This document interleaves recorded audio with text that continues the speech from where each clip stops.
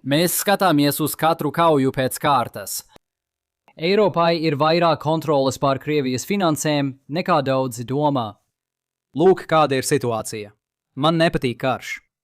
Man īpaši nepatīk, ka vienlaikus notiek divi nozīmīgi kari, jo gribam to vai nē, redzam, kā mūsu acu priekšā risinās pasaules karš. Vai mēs patiešām vērojam to, ko vēlāk sauks par Trešo pasaules karu, vēl jānoskaidro. Un, lai gan ir vilinoši abus šos karus sasaistīt ar droniem un pretdronu sistēmām, patiesībā ciešākās saites ir daudz ikdienišķākas. Naudā.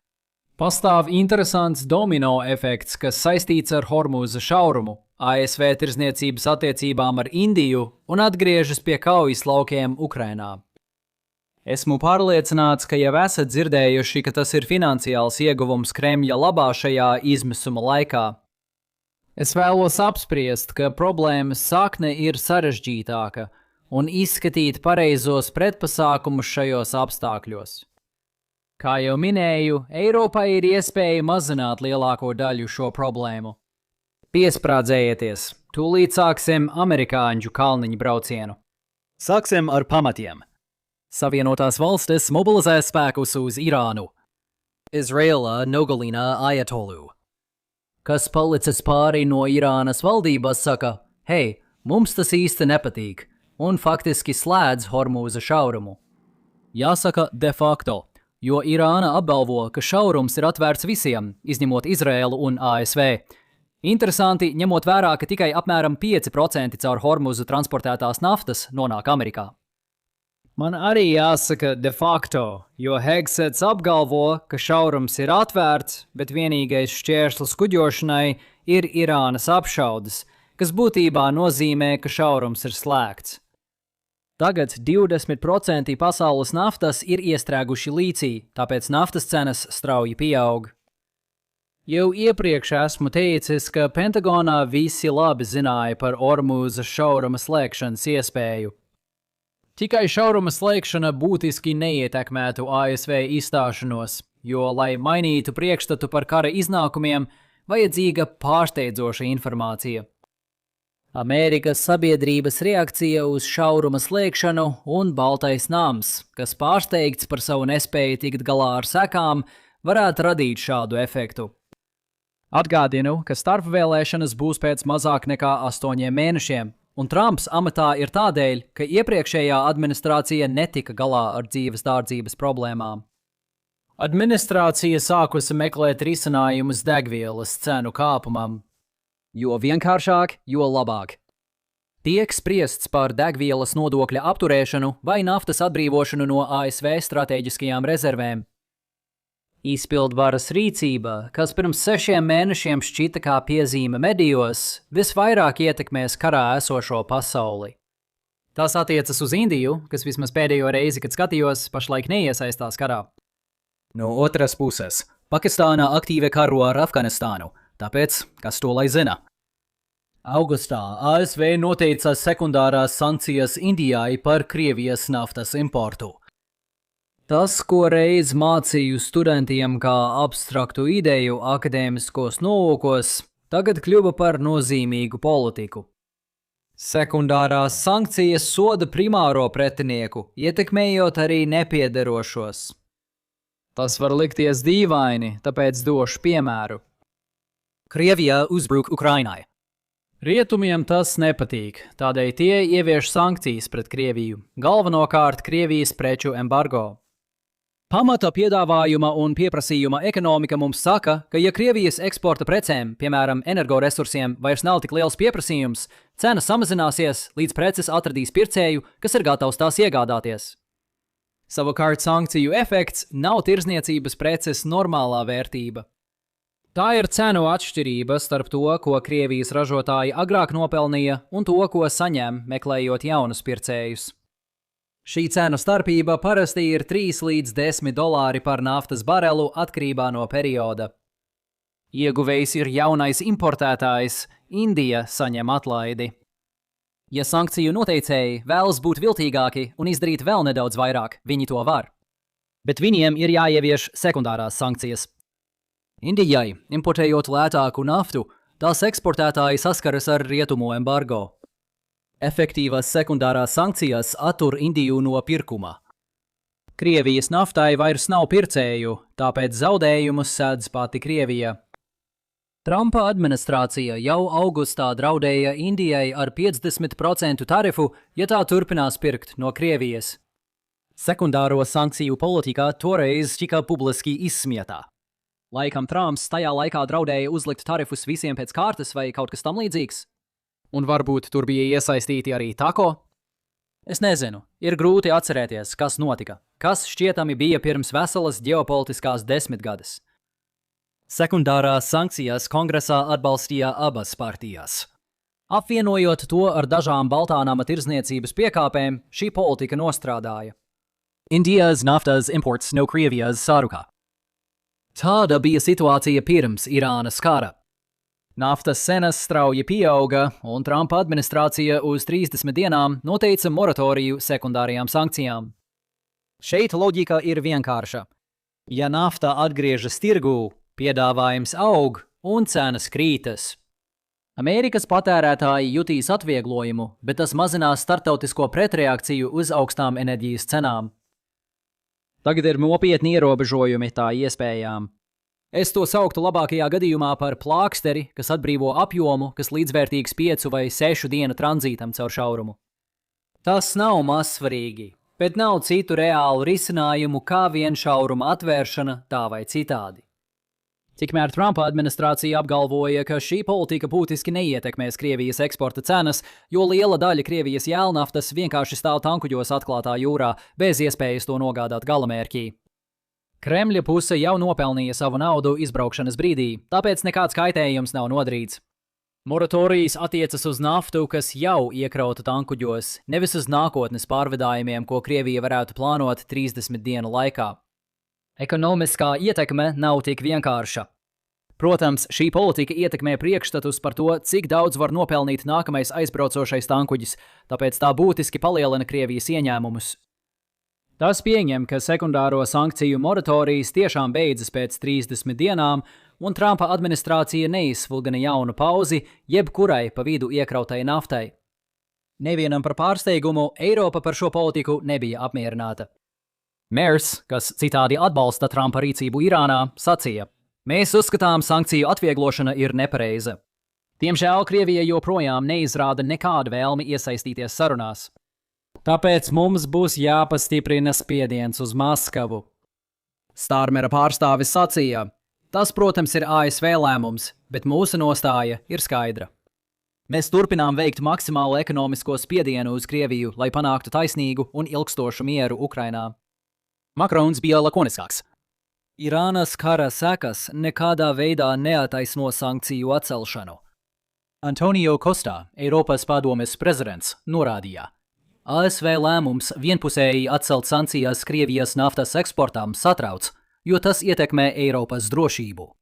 Ekonomiskā spiediena palielināšana ir izšķirtspīroša, lai panāktu nopietnas sarunas par taisnīgu un ilgstošu mieru. Šķiet, ka visi atbalsta taisnīgu un ilgstošu mieru. Pēdējos 15 mēnešos Eiropa palielinājusi ziedojumus Ukrainai, kamēr ASV pārtraukušas tiešo finansiālo palīdzību, bet turpina sniegt būtisku izlūkošanas atbalstu un piešķir prioritāti Eiropas ieroču iepirkumiem Ukrainai.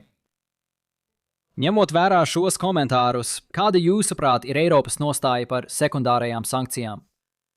Ja atceraties, kā bija pirms 6 mēnešiem, un zinu, ka tas nav viegli, jūs varētu atcerēties atbildi. Trumps publiski apsvēra sekundārās sankcijas pret Ķīnu, bet uzsvēra, ka to darīs tikai, ja to darīs arī Eiropa. Tomēr Eiropa atteicās gan no tā, gan no sekundārajām sankcijām, kas tika piemērotas Indijai. Atsaucoties uz Kosta komentāriem, tas bija vienpusējs lēmums. Eiropa nekad nepievienojās plašajam sekundāro sankciju režīmam. Eiropas Savienība un apvienotā karaliste neļauj Indijas uzņēmumiem šeit pilnībā izsprukt sveikā. Importētājiem varētu aizliegt izmantot Eiropas finanšu pakalpojumus. Var tikt aizliegts uz Eiropu eksportēt produktus, kas ražoti no importētās Krievijas naftas. Tas atturēs dažus uzņēmumus, īpaši lielos starptautiskos konglomerātus, no sadarbības ar Krieviju. Kamēr tas ir likumīgi, atradīsies kāds uzņēmējs, kas būs gatavs atteikties no biznesa ar rietumiem, lai gūtu lielu peļņu no Krievijas. Šī nav tāda maksimālā spiediena kampaņa, kādu minēja Starmera pārstāvis.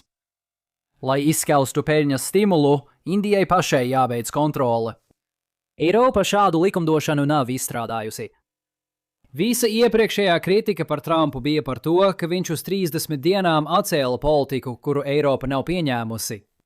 Makrons un Mērs tieši nekontrolē tiesniecības politiku, jo to nosaka Eiropas Savienība. Ir arī citi, kas ir vēl lielāki šķēršļi, pat ja viens drīz var zaudēt darbu. Bet tas joprojām nemaina to, ka Eiropai šajā jautājumā trūkst iniciatīvas. Negribu pārāk ilgi pie tā kavēties, jo šis kanāls meklē konstruktīvus risinājumus. Ja šie jautājumi jums ir svarīgi, ieteiktu tos apspriest ar saviem pārstāvjiem, jo pēc aptuveniem aprēķiniem Eiropa pati varētu apturēt Krievijas naftas importu Indijā. ASV bija pietiekami ietekmīgas, lai piespiestu Indiju šādi rīkoties. Indijas eksports uz Savienotajām valstīm ir $88 miljardi gadā. Eksports no ES un apvienotās karalistes kopā ir 89 miljardi. Praksē starp abām pusēm būs nianses. Taču virspusēji šāda veida draudi, ko Eiropa varētu izmantot, ir pietiekami, lai normālos apstākļos panāktu Indijas pakļaušanos.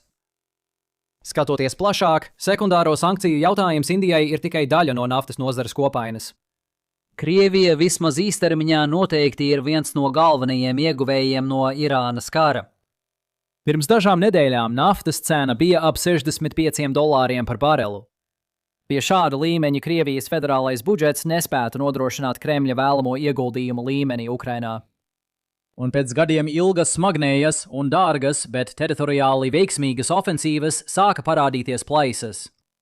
Pat Irānas kara sākumā un naftas cenu kāpuma laikā Krievija vienas nedēļas laikā zaudēja ap 78 kvadrātkilometriem teritorijas. Šīs ilgstošais Krievijas ieguvumu periods izskatījās tā, it kā tas varētu tikt vērsts pretējā virzienā, pat ja tikai uz īsu brīdi. Ukrainas panākumi galvenokārt ir Zaporižjas frontē, ar taktiskiem ieguvumiem Doņetskas ziemeļaustrumos. Tagad daudz diskutē, kas šeit notiek. Tiešais iemesls ir Krievijas pārvaldīto Starlink termināļu izslēgšana. Tas satricināja Krievijas komandvadību, tādējādi pavarot Ukrainai iespēju uzbrukt izdevības mērķiem. Ukrainas karavīri izpildīja pienākumu. Tam pievienojas arī Kremlis, kas cenšas ierobežot Telegram lietotnes izmantošanu, uz kuru frontes karavīri ir sākuši paļauties.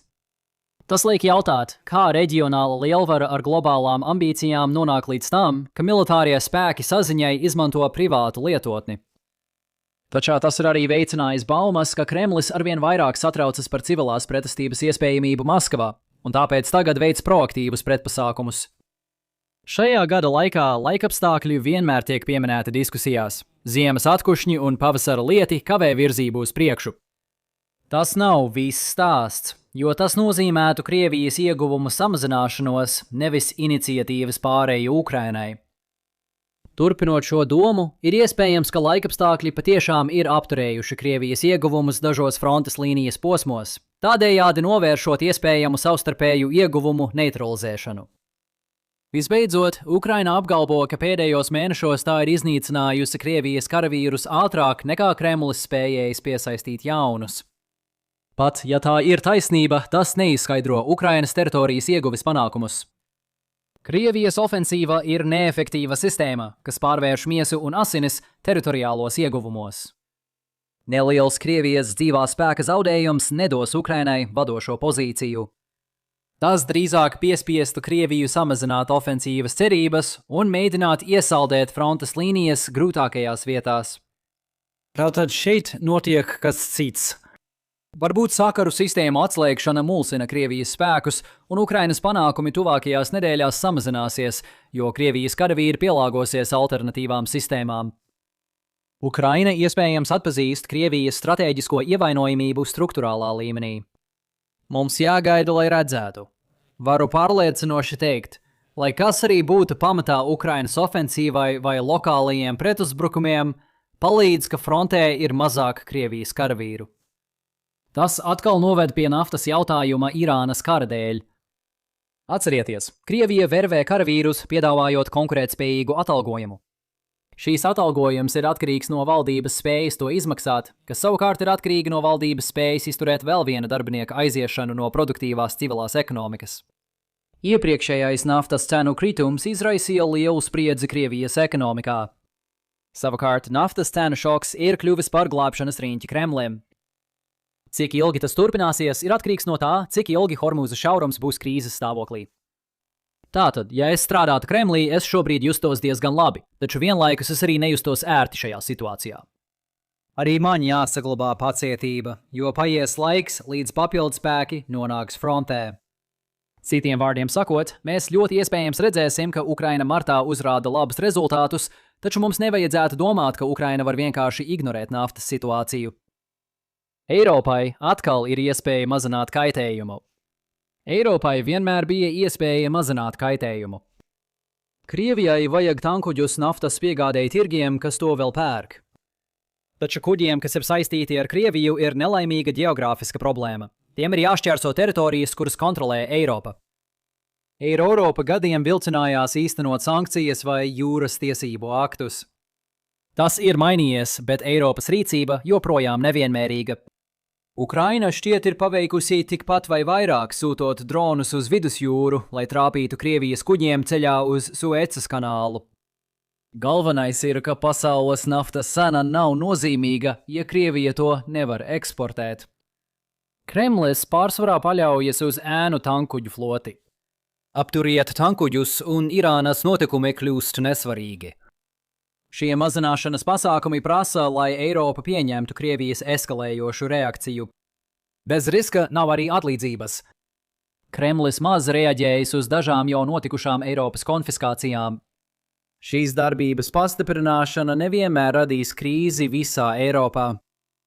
Video nevienmēr beidzas ar manu stāstu par šīm divām fantastiskajām grāmatām par karu. Sākotnējais karš. Man bieži sanāk pievērsties tam, runājot par Ukrainu. Apskatiet video aprakstu, lai iegūtu vairāk informācijas par tām. Un ja jums patika šodienas video, lūdzu nospiediet patīk, dalieties un abonējiet, un tiksimies nākamreiz. Uz redzēšanos!